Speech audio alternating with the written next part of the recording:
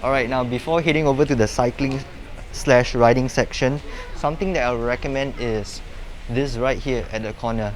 This pair of transparent glasses retails at $5, and reason why I'm recommending this pair of glasses is because honestly, when I'm doing food delivery, there are definitely times whereby I'm behind a big lorry that is transporting sand or whatnot.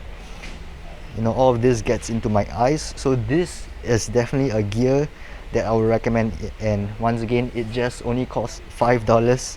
Not only that it protects you from sand and dust, it also has this 100% UV filter.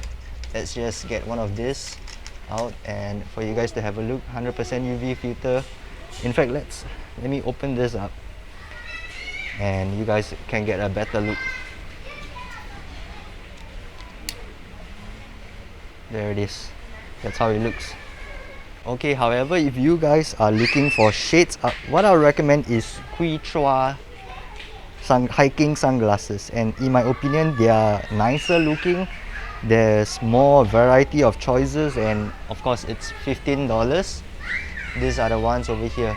We got black, we got blue display over here, but I do not know where it is. And we also got brown color.